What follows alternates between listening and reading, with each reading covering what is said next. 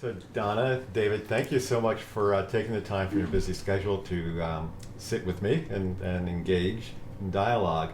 Um, you're this very exuberant couple, and you've done a lot of pioneering and still great work. But first off, before we delve into your work, be interested in knowing a little bit about your journey to where you are now. Okay, all right. Well, for me, I grew up with a lot of health issues. I had tuberculosis as a little girl, and as I grew older, I was very allergic to food. Food that my mother made everything organic. We grew things in the backyard because I was so sensitive, but that didn't matter. I was just allergic to food. I never even had sugar till I was in 7th grade, so it wasn't like anything was done wrong to me. I just was either born that way or something happened early. And by the time I was 16, I had multiple sclerosis, and it just progressively got worse, except for when I was pregnant. I had 2 little girls, and when I was pregnant, I'd be perfect, like nothing was wrong with me. My body tended to like pregnancy, and then as soon as the pregnancy was over, it would start getting worse and worse and worse until things began to happen. My hands began to go numb, so I couldn't feel with my hands, and my sometimes my face would go numb so that I couldn't talk, and my legs were the biggest part. Much of 2 years, the last 2 years, I couldn't walk much on my legs at all, and never climb a stair, never anything like that. And I had a heart attack at 27, so I had a lot going on. But I also, there was this other side of me that was everything was okay. Somehow, my life was not one of despair. Mine was one of, I was kind of excited about life and all of those things. And so when I was getting worse and worse, I went to see if I could find some expert in this field when I found out I had multiple sclerosis, what I could do. And 5 different specialists said there was nothing that you could do because all my organs were breaking down as fast as they could, and I was not given a lot of time left to live. I remember thinking at one point, oh my God, I'm going to die before my mother. Those kinds of thoughts. But I really wanted to raise my kids. And I'm going to say this, I had a husband, another husband, and he, I didn't really trust who he might pick to raise my kids. I had something else, I guess, going for me, but I didn't know I had it going for me because I thought every human being on the planet saw energy. I had no idea till I was 20 that other people didn't.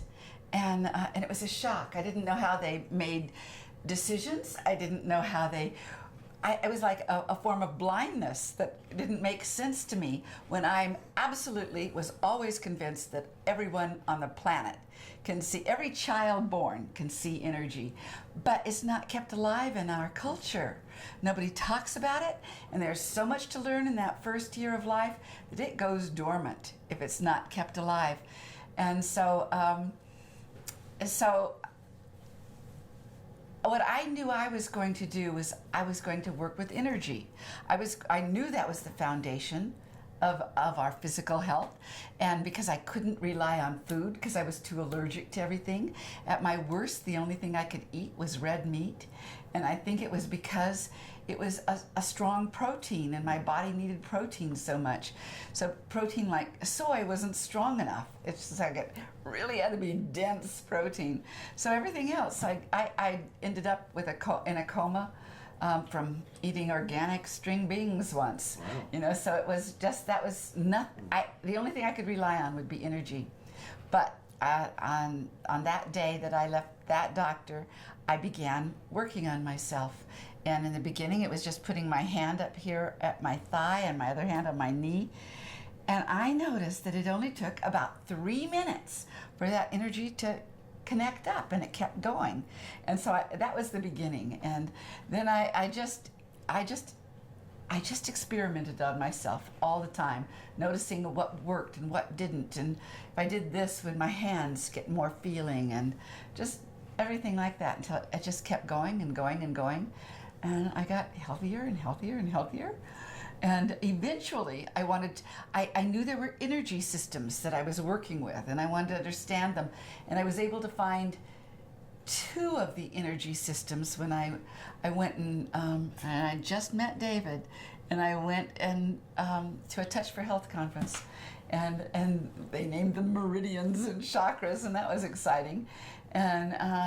And so, but several of the energy systems I've just named myself because I can't find out. I know they've been around for forever. It's just that I can't find a culture that names that one.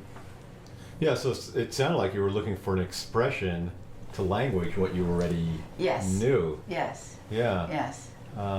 Which brings me to another question, since you, and Dave, I don't know if you want to talk about your background before I ask Donna more. Well, as she said, I did come in to her life right when she had healed herself and now realized, okay, I want to share this. I want to share what I've discovered. I want to share it particularly with people who are really suffering with conditions that the medical profession can't help them with, such as multiple sclerosis. And so I got to watch her develop a career that didn't exist before, because she could, even though she sees some energies that are not named in other cultures, most of the energies she sees are named in other cultures. They've been mapped. So it was really interesting to me to just watch how she was realizing that, oh, okay, these flows of energy that I've seen all my life, the ancient Chinese called them meridians, and they have points on them that are these points that I can see, the brighter spots, that if you touch those points or push in on those points and massage them, that you can shift the energies in that meridian. Or there are chakras, just the way the yogis have talked about for thousands of years, or there is an aura that you see in many religious paintings that she sees. So she saw all of that, which I thought was fascinating. And then she figured out how to work with them. So that was amazing to me, because when we wrote the book together, The Energy Medicine, the first book, we were 19 years into our relationship, and I had studied and really investigated alternative psychotherapies when I was at Hopkins in the early to mid 70s. I was there for 7 years, and my first job was to investigate the new therapies. And so I really had an understanding of how much is charisma and how much of it are what's called non-specific factors that go into people actually getting better. And a lot of medicine involves that, placebo and all of that, and she has a lot of charisma, so I figured, well, that's probably a lot of what's going on. And then when I started to interview her to help her write her book, I discovered that she really had a system there. I had thought it was going to be Donna's favorite stories, a kind of memoir, but there was a system in here that she was very empirical. That is, empirical means it's based on observation and experimentation. Well, the observation was that something other people couldn't observe is that she saw the energies. So somebody would be lying on their table, and she would look at them and say, okay, the energy is blocked here, and it's kind of disorganized over here. So let's see what we can do with this. So say, okay, it's blocked on the meridian, so trace over the meridian. No, that didn't help. Okay, let's see, now that meridian is fed by another meridian. What if we freed up that meridian? Oh, okay, that did it. Now let's go to that disorganized spot, and we'll kind of smooth that energy out. No, that didn't do it. Well, I think that it's the immune system that's really keeping this from changing. So I'm going to work with the energies of the immune system. Okay, let's see, that works. So it's very experimental, along with being based on what she's seeing. So it's very empirical, and that meant that the book became really the foundation of a whole system of healing that is unique in that because she does see all these different energies, her system integrates energies that most systems don't integrate. Right. So I want to delve into, talk more about energy medicine in your book, which really was probably I mean, just systematize something that had really been so many different systems, and you help kind of find a unifying thread. But before I do, Don, I want to just ask that question I was going to ask you before, and it relates to your own healing and your own gifts. And that's, you as you've talked about, you have a gift that perhaps you were born with or came to you, the ability to see energies. And so I'm wondering if it's something, you alluded to it a little bit, if it's something you feel anybody can do, or they have to be born with it, or can they cultivate it? Yeah. First of all, I do think that everybody's born with it. Now, some people are born with more of a capacity in other senses, but I think everybody sees it. Everybody's picked up a baby, and the baby's looking all over your head, around your head, looking at that aura, that halo, that energy. Babies see it, but it does go dormant. And what I have seen is that people who have been in energy work for a long time, their senses start getting stronger and stronger. And there's quite a few people I know who have begun to see. It's like it opened up again, that capacity to see. So it just lies dormant, and then so it's just there waiting.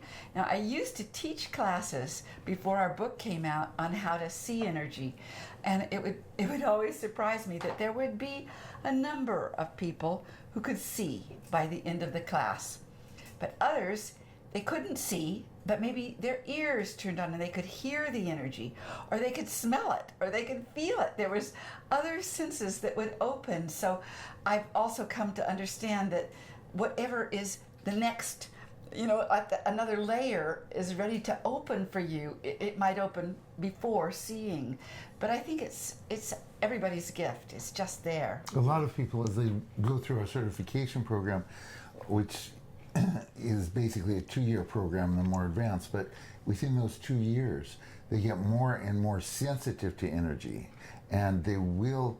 The most common way that it opens up is feeling it. So they can feel it in their hands. They know it's there, and others begin to see it. Others begin to hear or smell, but the feeling it is the one that's the most frequent. And the other one is some people who are very strong in their minds, they suddenly have a knowing. They don't know why they know it, but they know it. And when they would measure it against what I saw, they would always be right. It's like, you know it when you're knowing it, Mm-hmm. And I guess going through your program, then they feel more confident that they're not crazy, or That's it's right. not just their imagination. That's right. This is what is natural. This is what is normal. Right. I have a brother and a sister who see energy as well, and it's because my mother kept it alive. And my mother is somebody who didn't know that other people didn't see it either. Mm-hmm. And my brother, as David He's likes, a redneck, so he doesn't talk about it in bars, but he sees it. Yeah, he's a truck driver, but it just never went dormant, and so. I think it's everybody's gift. And when in places like Fiji, that's just normal. That is just normal, and on some of those outer islands, and so. Yeah, it is our gift, and I'd love. Well, here's an example. We're from Ashland, Oregon, and in Ashland, the whole town is half the town are healers healing the other half, and they're all making a good living at it because everybody wants to come and be healed, and they're all into dropping deeper and finding out why this happened in them. But one of the things that I did when I had my practice there is when a pregnant couple would come in, and they would, they wanted the best for their child, and if they wanted their child to see energy, I'd say, you just keep talking about it. It doesn't matter that you can't see, you keep talking about it so that stays alive for them. And I got to watch kids grow up still seeing energy. Yeah, that's amazing. Yeah. So about energy medicine and your book, Energy Medicine, which is 15 or so years old at this point. Really was a landmark book in a way, helped put on the map. And so in your revised edition, you have a quote from Dr. Oz about it, and David, you gave me the revised version, or his better version, and the quote is that energy medicine is the last great frontier in medicine. Yeah. So I'm wondering if you could elaborate on what you feel the meaning of that quote is. Yeah, I'll say it and then you jump in, okay? First of all, that is absolutely the truth. I often think about how Einstein said, energy is all there is. Energy is the foundation of everything. And what I have experienced for all these years, which was, about 30 years I've been teaching it. And more and more doctors are coming into classes, many nurses, and doctors. Many doctors get to that place of realizing here they are in a profession that they really wanted to go into healing, and then they found out that, they either give pharmaceutical drugs or operate, or really don't know what to do because there's no time, and they want that capacity back and to explore it. And so, more and more we see doctors in our classes, but I think that is obvious. And in many of the technological things that Western medicine has now, that is, they don't think of it as energy with your hands, but it is the same thing. It's like an MRI machine is with magnets, and we're all electromagnetic, and name some other things. Well, there's a lot of ways that, that energy is the last frontier in medicine, because Bruce Lipton really makes the case very well that the medical profession is about a century behind physics, and by taking a very materialistic view, and that if we really could understand that the foundation of the physical structure is energetic, and it's more than just the electromagnetic energies. We can understand that every cell is a little battery, and all those little batteries, those millions and millions of little batteries, are moving energy through our bodies. But there are other levels of energy, other dimensions of energy that are more subtle, that have been recognized for thousands of years in other healing and spiritual traditions. But that so the chakras, for instance, which are energy centers along the spine and in coming through to the front, that they carry information. That's something that electricity doesn't carry, this kind of information. Like Donna will be working with somebody and she'll be working with their heart chakra, and she'll get an image of, she's working with a 40-year-old woman, and she'll get an image of a 3-year-old girl who is in terrible grief, and that grief will just go through her, and she's just kind of suddenly in tears, and the woman doesn't know what's going on. And then Donna will say, I feel like I'm about 3, and I've lost the most important person in the world to me. And it turns out that her brother was killed in an auto accident when she was 3.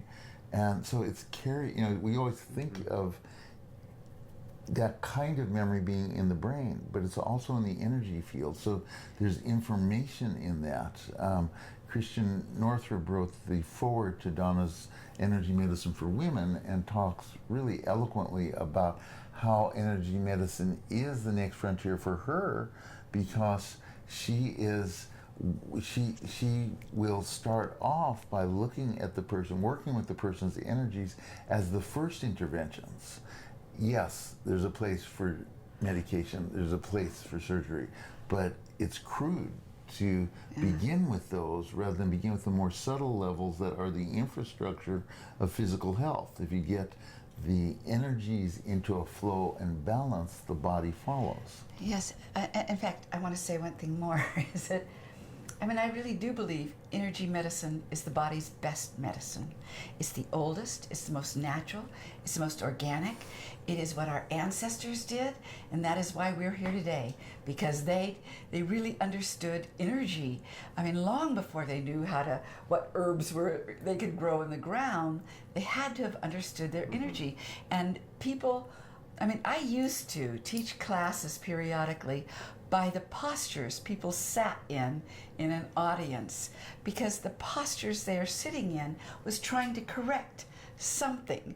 You know, energy is the body, I mean the language that the body speaks. And I believe it's going to become so obvious as time goes forth that of course it's energy, and that we're going to, and I think this next century will probably be Western medicine working more alongside energy medicine. I saw something a couple of years ago when I was in the Northeast, up in Massachusetts. I was in a drugstore that I didn't know. We were just driving through, and a couple, I was near the pharmacy, and the pharmacist had given this drug to this couple, and he said, hold on a minute. And he came around, he said, let me energy test you on that drug. And she went weak, and he said, I'm going to call your doctor right now and tell him that this does not match your energy. And I thought, whoa. Yeah.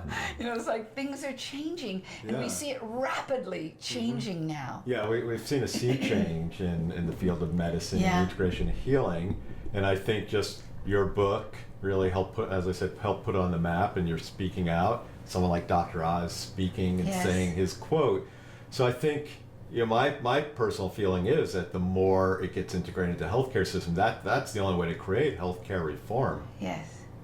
Yeah. So that's the hope for the future. Yeah, it is the hope for the future. And what energy medicine does for everybody who gets into it, hope is renewed. Because you get excited. You get excited about seeing what's happening in yourself, or being able to help your children, or and then your children do not have to start on pharmaceutical drugs. I mean, as David said, I guess there are times when somebody needs a drug, but it is the crudest form. I mean, to do it energetically or herbally, you know, it's like, I mean, that makes sense. And if you use your own energy to get well, it's like you evolve your body so that your body knows how to do that better and better. And we live in a world that we didn't evolve for. We didn't evolve for an unnatural world and artificial lights and artificial additives in our food, and every square inch of our atmosphere is man-made electromagnetics. Well, your body has to deal with that, and can it adapt or throw off? If not, you can get sick. You can get a disease. Right, and I think that what you just said also gets at the root of where disease comes from, our you say, our disconnection. Yes. And just like our disconnection from our body being energy, and energy medicine being a crucial part. Yes. So it's what we are. Yeah. So I would say for both of you, I mean, you mentioned in your revised edition of the energy medicine book, I was reading the revised edition, the 10th anniversary edition, whatever you call it, and you were saying that, you know, it sounds like you could easily rest on your laurels, sit at home, but you feel motivated to just keep We're passionate about this. I want everybody on the planet. I want children, kindergartners, to learn energy medicine in school, and believe me, our health care would change radically if you were educated with this. And it's so much more than just about health. I mean, children can learn easier and better because it's just all about energy getting scrambled and nuts so that they can't take in information. Right. Yeah. Children are definitely on information overload. Yes. Energy overload. Yeah. What do you think are some of the impediments to a person being able to heal? Oh, well, I think for one thing, it is our environment that is so many unnatural things in our environment that we didn't evolve with. So everything that you evolved with, you were in sync with. Well, now we're not in sync with things. So many things can throw us off, and you don't know why. You had energy to begin your day, and now you don't. You don't know why. Well, energy medicine can give you simple tools, really easy, user-friendly, practical tools that you can get your energy back, or you can suddenly think again, or you can lift yourself up out of stress, or take away your pain. But you've got to be able to work with your energy. I have never known anyone to. I mean, it's about getting in sync with your energy and cooperating with energy, because boy, that's where it's all at. Yeah. Well said. Yeah. So David, you have a background as a psychologist, your original training, and then you merged together, write another book, The Promise of Energy Psychology. That was your next, not your next book, but another book along the way. So what do you mean by that? How has this marriage of energy and psychology come together? Yeah, well, what really happened was that when the energy medicine book was so popular, until that time, we had separate practices. We didn't, never the twain shall meet. I didn't understand what she did. Mm-hmm. She didn't think what I did was important. That's not true, but no. He sent people to me. Yeah, we sent people to each other, but we never worked together. And then when the book got really had hit a cultural nerve, so that we gave up our practices to begin to go on the road to teach. My job description was that I would crack the jokes and carry the luggage, and eventually, and it was hard to give up my career because I loved psychology. And he's really good at it. I loved, the one-on-one, the depth, all of that, and I thought I was giving that up. And then, as we got into the teaching, about 15% of the people that come to Donna's classes are psychotherapists, 10 to 15%, and they would start to ask me about energy psychology. I'd never heard of that. I didn't know what it was, and so my whole understanding of energy healing was through her. But she doesn't distinguish between the body and the mind. She works with the whole system, and so whatever needs healing gets healed. But energy psychology really zeroes in a very, very brilliant way, I think, into the emotional aspects of the human psyche through the energies, through working with the energies. And so I kind of learned from these people in her class that there was a field that had developed, and I looked into it, and I was very impressed to see lifelong phobias cured in 15 minutes, and never again to emerge. I mean, just I'd followed people for years just to find out that, and what it turns out is that just one of the 9 systems that Donna works with and sees, the meridian system, carries is able to be stimulated to send messages to different parts of the brain that make permanent changes in what. So you do like you tap on acupuncture points, the meridian acupuncture points, while bringing to mind a problematic response to a memory, a trigger, or a context, and it sends signals to the brain that shift the response to that memory, trigger, or context. And so that was remarkable. And so it became kind of like a hobby, because we really had a pretty intense teaching schedule. But I managed to get certified in that, and to start to really look at the research and write about it and practice it and teach it. And so by accident, I came back into psychology with a much more powerful, more approach integrated than when I had left it. So it was a real gift to me to hang out with her, to support her, and wind up in a much more prominent position within my field than I had been before we started. Yeah, and it's like Donna told the story earlier of the woman with the pain from her brother dying when she was 3, right? Yes. And I mean, that's so much embedded in the psyche. Yes. So that, Absolutely. yeah, so there's so much there, and how to release it. One of the things that I think is remarkable about energy psychology is the amazing success it is having with PTSD. Better than any other way. Really, better than any other way.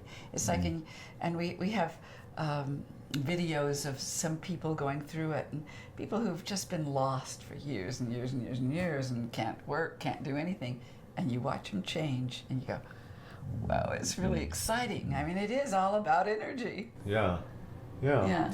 So now you have a book that recently came out, The Energies of Love, Keys to a Fulfilling Partnership. So what compelled you to write the book? It was clearly us. It was, it was because They had to lay out your words and all for everyone to know. I mean, the truth is, the beginning thing was that I thought that every book on couples and love and relationships, nobody had approached it from an energy perspective, which I thought was, boy, are they missing something. They're missing something so big, because I know that we wouldn't have made it had we not really approached it from an energy aspect. And it's made us, from a time of when we really weren't compatible at all, how to make those energies weave together so that we're very compatible now. And we had something to share, another thing to share. And it also talks a lot about energy systems in that book, of more on the, it sounds psychological, but it's embedded in your energies, and how to understand yourself and your partner in different ways. And we really wanted that information out, that it seems like a big piece to go into that relationship library that anybody has, and to really learn it. It's good. Yeah, and what's great too, because I want to ask some specific questions from the book. What's good too is the journey you take people through the book, and especially the last part where it's really about an evolved relationship. It's not just getting along, learning how to communicate better, Yeah, all those that's right. tricks, but really how do you grow as individuals Yes. and come together in Yes. a union. Yes. Yeah, Yes. and it, the understanding the energy dimension of relationship is very interesting, because people can relate to sexual energy. They know what sexual energy feels like, but what they don't understand, what most people in our culture don't understand, is how many other dimensions of energy are going on when two people are together.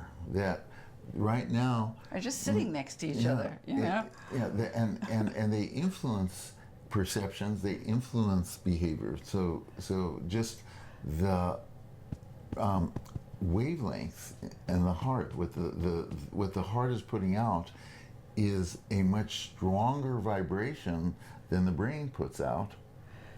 And when two people are together, engaged, what's happening in the heart of one actually changes what happens in the brain of the other. There's a resonance that happens, an attunement. And so you're constantly shifting one another at this deep level, particularly the more intimate you are. And that's really been verified. It's published by Heart Math Institute, that there are these interchanges, and that as you begin to understand how your own energetic structure and your partner's energetic structure are going to be quite different, or you wouldn't be attracted to one another. There's ways that similarities attract, and there's ways that opposites attract, but energetically the opposites attracting create a new field of energy that's never existed on the planet before, and you have to figure it out without a map how to navigate through this. And so it's really a very, it's like putting on a lens that you couldn't see before, to understand that, okay, we really, there's a way to deal with this argument besides the words, besides the psychological, that you can really shift the energetic that is fueling the argument. I want to say that it's not, even though maybe parts of that book look like it's about learning how to communicate, um, it's so much more, because once you can do that, once you can communicate like that, you're freed up to grow in other ways, and you also drop into, I don't know, the magic and the mystery of, oh my God, look at us, we're here together and it's good, and then you just are more likely to go to deeper places, more expansive places, more spiritual places. It just happens when you're not caught in this thing of how to relate and how to communicate and how to get over whatever you're mad about. You know, if it doesn't take up your life, you're free. Yeah, so negative energies can really lower your consciousness. And to recognize that a partnership is about helping one another really raise your energy so that your consciousness raises, so that you can go places together that you wouldn't go if you're caught in a a really disorganized, disharmonious energy between one another. So you do it at the energy level, and the consciousness raises spontaneously, and then there's a lot of reinforcement for going in that direction. Yeah. Right, it raises the vibrational level of the planet. Of the too. planet, yes. Right. Yeah. And so you would say all couples are going to have their issues, but it's really, how do you raise the vibrational and not to level? stay stuck there, Right. but a way to get free and One of the things that's great about our workshops is that it gives people so much hope, because they feel they're stuck with a partner that it's never going to change. Yeah. And what we really are able to provide is a map of how to help it change, how to really recognize where you're caught and to shift that, and so that people are able to go much deeper and higher. Yes, many, many years ago, and long before any of our books, we gave a class to our town for free to thank our town. You guys are all so great. And so we invited everybody who had had troubled marriages or relationships to come to the class. How many people did we have? We had 300 people stick it out for 4 weeks, 3 hours every Tuesday night. And then they had homework to do, and people really learned it. Yeah, And it's like 30 years ago. yeah, 30 years ago. And so these are people who are really, maybe we're going to get a divorce. And it's been so much fun over the years. Sometimes we'll see a couple, we'll run into them on the street, because Ashland is a small town.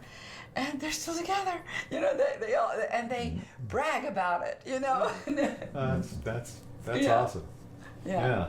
So you say in the introduction to the book that the model given to people by previous generations of love and family are irrelevant for our day now. So what do you mean by that?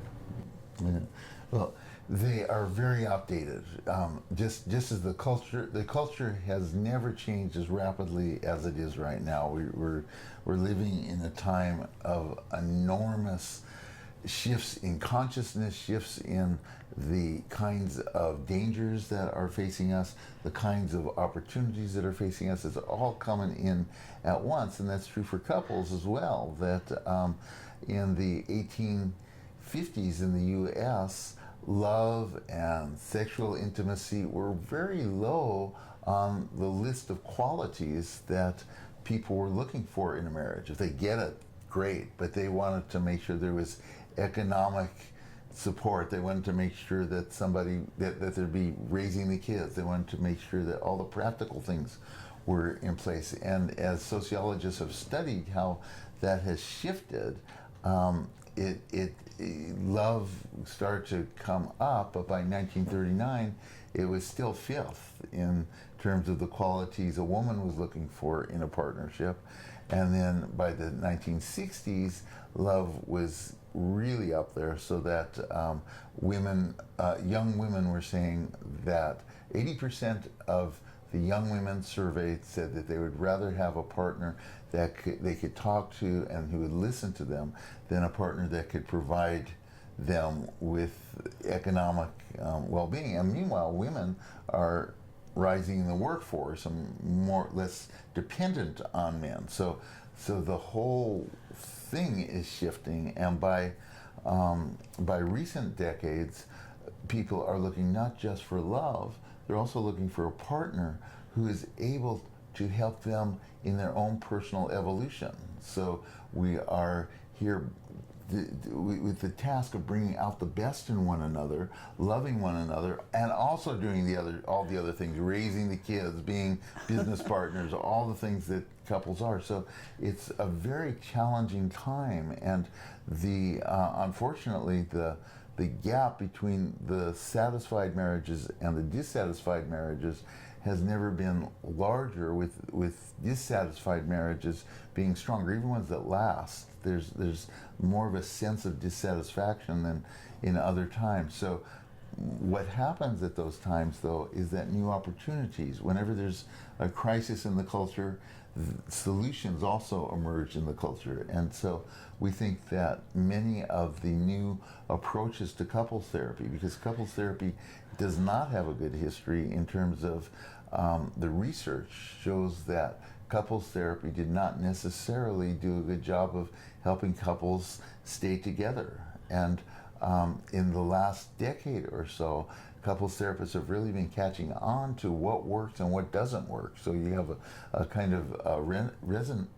renaissance of couples therapy where people are really paying attention to the right triggers and the right levers to help couples really thrive. And we think that bringing the energy perspective into it is tremendously valuable. For one thing, you can, with the energy psychology, you can take the early models that people took from their own family of origin that often go with them into adulthood and set the ceiling on how good of a relationship they're able to have. That's happened for eons, and now you can shift those models with a great deal of precision and speed, so that the model becomes a more flexible, more adaptive model of how to relate to a partner. And yippee, you can go really far then with someone that your parents' generation was more stuck with those old learnings. Yeah. So it's a really exciting time. Yeah, I saw a documentary on Woody Allen. It was on PBS a couple of years ago, and there was one part, he talked about his own family, his parents, and they were married 75 years, and he said, and they both died close to 100 years old, and he said how all he remembers they either didn't talk to each other or they argued. But that was the model. You stay together. Yep. Yeah. Yeah. Yeah. Yeah. Yeah. Yeah. So it's a brave new world for couples. It's more dangerous, and also there's more promise. There's more possibility. Yeah. So that's where in the book you mentioned the best marriages today are stronger than perhaps at any time in history. Yes. And I thought that was really great. Yeah. And that reminds me of another quote from the movie, the Tom Cruise movie Jerry Maguire, where the woman Renee Zellweger, You complete me? That famous, and that's really not the answer to a really successful conscious partnership. That's right. Right. Yes, each person You must evolve complete me. themselves. You You evolve evolve me. me. Yes. Yeah. Oh, let's make a movie. The Return of Jerry Maguire. Yeah. So then you have another chapter in the Energies, a love book called Sex is Nature's Energy Medicine. So for couples, I'm wondering if you could elaborate on that. I mean, that goes without saying on the one hand, but you mentioned in the chapter how a lot of couples, that's their only way of bonding. They don't have the communication, so it's more than just that bonding. Yeah. Well, the energetic between two people gets really renewed in physical contact. Just hugging. Yeah. If you hug for 7 seconds and really sink into it, it gets serotonin and gets and oxytocin going. So the energies begin to blend. I mean, just hugging and holding on to one another. And so we're very big into all of those sort of preliminary things. And also, the relationship you have throughout the day is really foreplay, is when that love is there throughout the day. And Ellen Perel says foreplay starts with right after the last orgasm. So what's different in a relationship that's been going for 30 years from a relationship that's new is that the biochemistry kind of takes care of the sexual attraction, whereas that doesn't necessarily happen. And so a lot of couples kind of just give up or don't try. And so there's to understand that and understand how important the sexual relationship is for keeping the energetic going, so that you do hug, so that you do we really model after a woman named Allison Armstrong. Armstrong. Right? Yes, Allison So Armstrong, great. who is wonderful. It says, the old way was that you would make love when you felt like it, but she's saying, no, decide to make love and then create the wanting. So Say yes first. Say and yes then- first, and then create the wanting. And there's a lot of wisdom in that, because you can't. There's definite ways you can create the wanting, but if you're just waiting for it to hit, with our busy lives and all that, it doesn't. So the bedroom kind of becomes just where you sleep, and relationships lose a lot of possibilities. So sex is nature's energy medicine for couples. One of the things we did in the book was because nobody wants their sexual life to be hard work. You don't want to work hard at it. So these are simple, easy things that energetically turn on some of that chemistry again, and what to do, I think I don't know yeah. Yeah. So I wonder if you look at your own evolution as teachers and authors of the books, from Energy Medicine in '99 to this Yes. new about Energies of Love, and see a connecting thread, and I'll say I see a connecting thread. So I'll see what you may say, in that, like many people work on themselves or trying to self-development, but you really come to the test when you are with someone else. I heard someone say relationships are like mastering the self on steroids. So in a way, you've gone from energy medicine, like people healing themselves, to relationships and healing, raising the vibration of the planet, the synergy of people. So I wonder if you've ever thought of it. Oh, yeah. First of all, I think that within a relationship, you still do your own work with yourself. And that's not working hard to figure yourself out. I think if you move the energy in yourself, everything gets clearer. You can go deeper or get an understanding or an insight if things aren't bogged down energetically. So with us, it's both of us. I mean, we do ourselves, and then we come to each other, and it's easier. Sometimes it's very easy, and but it's all about yourself still. But for me at least, I know that when things get difficult or hard, it doesn't work for me to try to get it. I've got to clear the energy first, and then you get it. Yeah, like most of life, you can never force anything. That's right. Yeah. That's right. Yeah, but personal evolution in the context of a relationship is very different than personal evolution not in the context of a relationship. And a lot of people don't have the skills to really to go to that higher level of understanding what's happening, that yes, I'm working with my own evolution, but I'm also working with my ability to love and my ability to connect. So you add that dimension, and it becomes a lot more interesting, a lot more challenging, but a lot more support for that. I know that when I'm kind of just in my own world, that I'm not as creative. I don't have as much juice or dimension to understanding what's going on. When I'm really in my own world within our world together, then there's just a lot more ways to go and a lot more support to get there. Yes, and I want to say that it makes aging wonderful.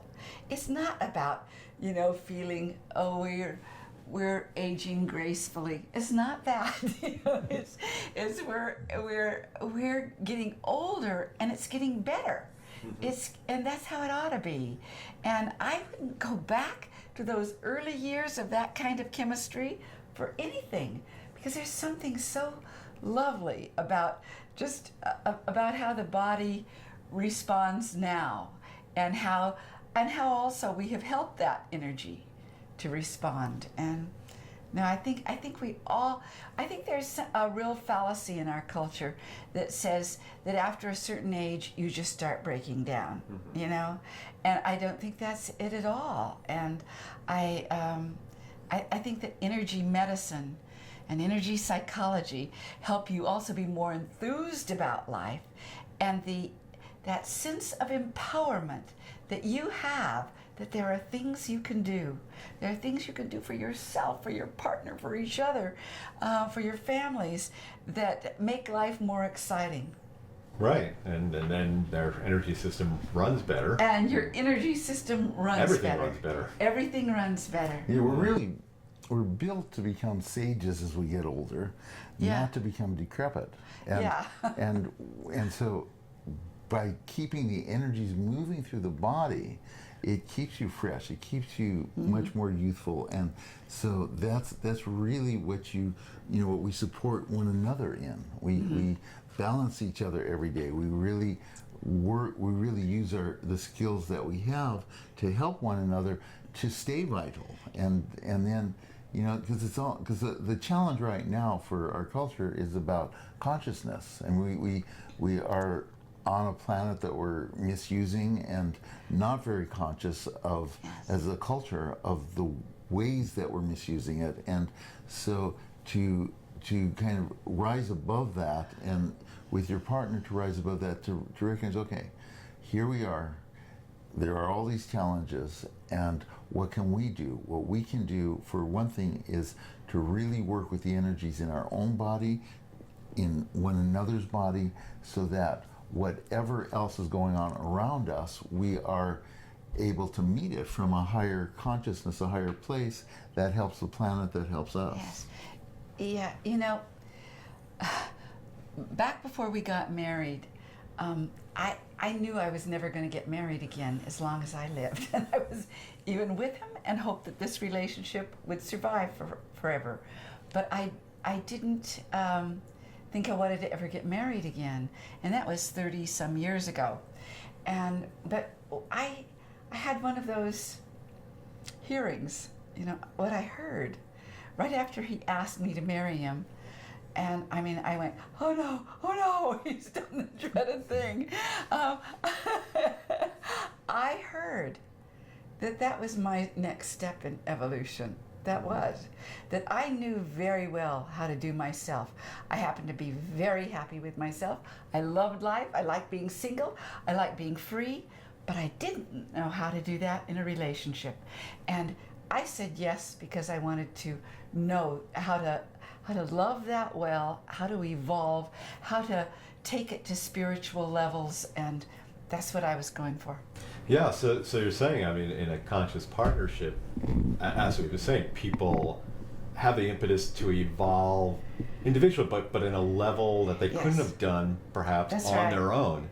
With the instigation, instigation isn't the right word, but with that energy that goes back and forth. I could have really fooled myself all my life because I had it down. I loved the world. I loved everybody, but that's very different than on an intimate relationship.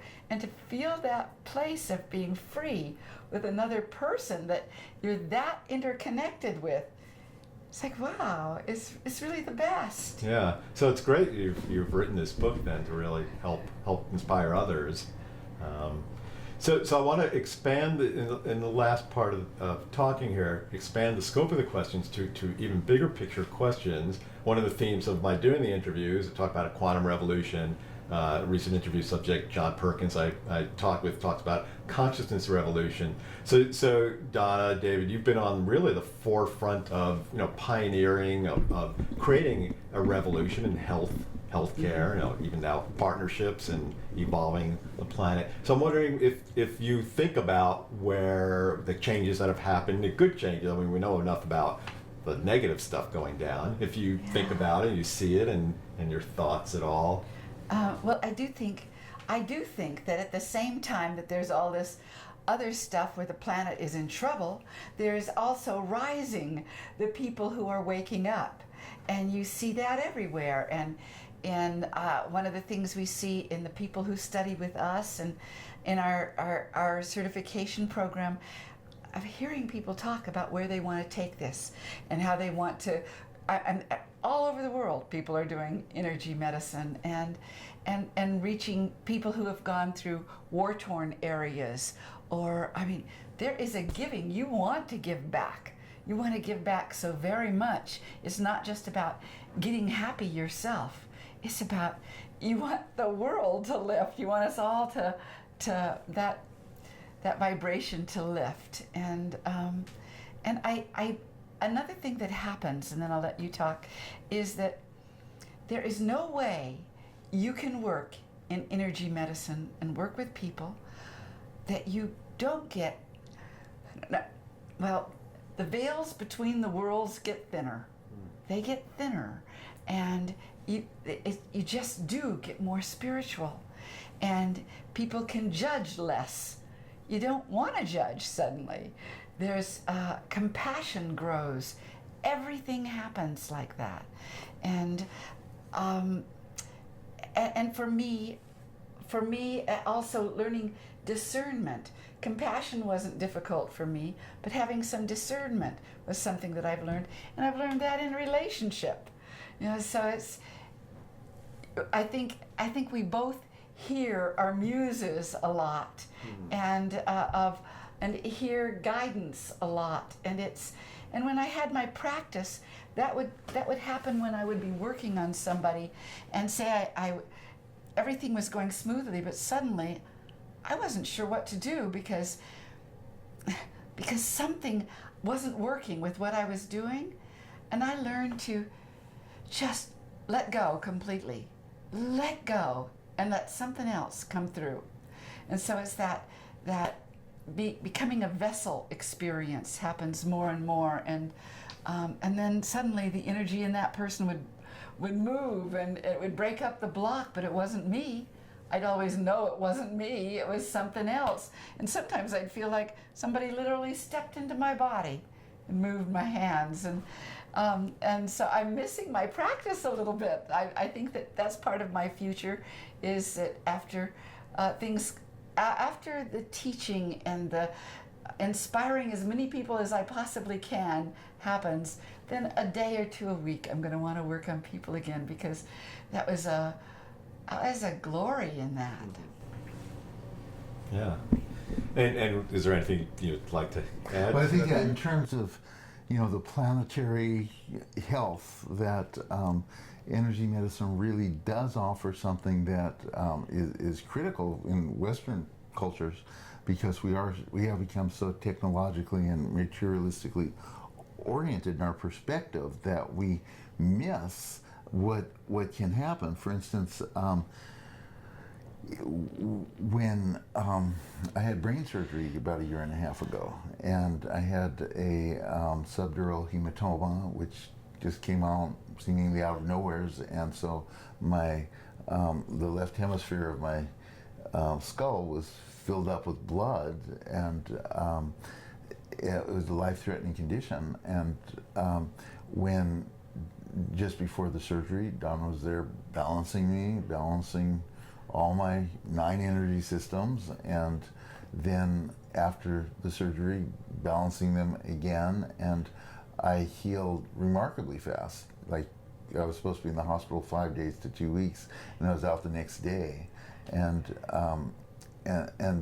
so to bring Western medicine and an understanding of energy together is a very powerful combination. And I think that just at the grossest level of the economy, that you could lower the cost of healthcare to 1/4 of what it is now, by doing 3 things without changing the system. And absolutely, the system needs to change, but 3 things with energy. One is that before every invasive procedure, balance all 9 of the energy systems, and then the procedure is more likely to have the impact it's meant to have, more likely to do it with less side effects, and in fact with more people surviving the procedure. So just that.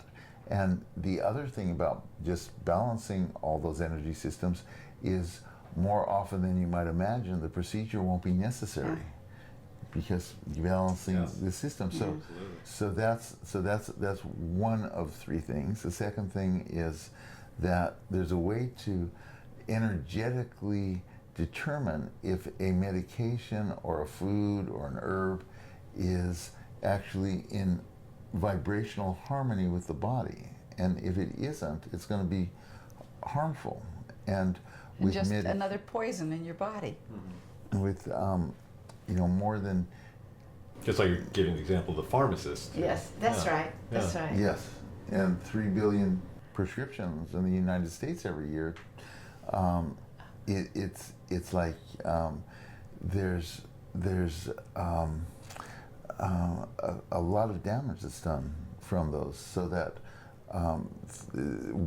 depending on where you look, but between 100 and 300,000 people die every year from taking medication as it was prescribed.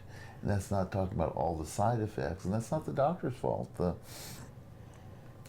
information we have is based on statistics, and if a medication is going to kill one person out of 5,000 and it's been tested on 2,000 people, and you happen to be that 1 in 5,000, you're going to be very unhappy about it. So second thing is that if every doctor's office, every clinic, every hospital has someone there that can energy test the medication before it's prescribed, whether it's the right medication and the amount, those two things, doing the energy testing and doing the balancing before and after invasive procedures, we believe would cut the medical care costs in half, just doing those two things. And to cut it in half again, teach kids from first grade these methods so that they can take away their headaches, so they can take away their stomach, and feel empowered, so that they're not, so that these seemingly minor ailments don't grow into more severe medical conditions, because it always starts in the energy.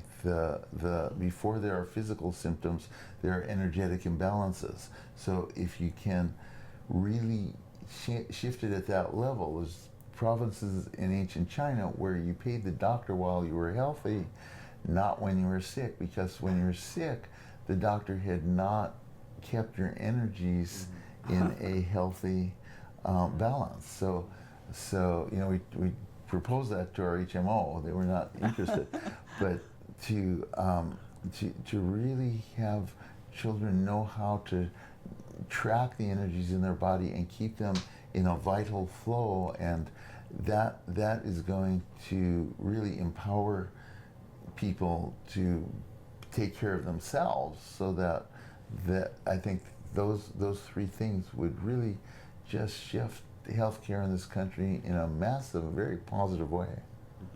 And I think both of you are really working at doing that, and just keep writing and speaking and inspiring. Yeah.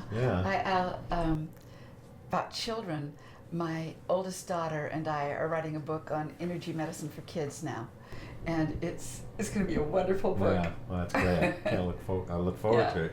So if people want to find out more about your work, your books, everything that you do, how would they learn, and where do they go? Our website is www.innersource, INNERSOURCE.net, innersource.net.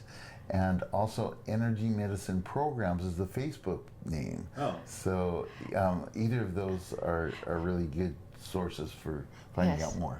And on Energy Medicine Programs, every Wednesday we have the Energy Minute, where we teach another exercise. Oh. And it's on video, and one of my kids do it or I do it. And sometimes all three of us together in some different part of the world. Well, people really love those. They love all over it. the world we hear that we just wait for the energy medicine. Yeah. Oh, Yes. great. So these It's different a- ways. it's great. The website, Yes. Yeah. Yes. Innersource.net. net, Yes. and the Facebook page. Energy medicine programs. Yeah, great. Okay, great. So I want to thank both of you for taking the time, as I said, from your busy schedule, and I just wish you many more decades of inspiring. Thank you. Thanks. Really Thank a you pleasure, very much. Michael. Yeah. Really Yeah, a it was pleasure to great. talk to you. Yeah. Thank you. Yeah, this is great. Yeah. Thank you.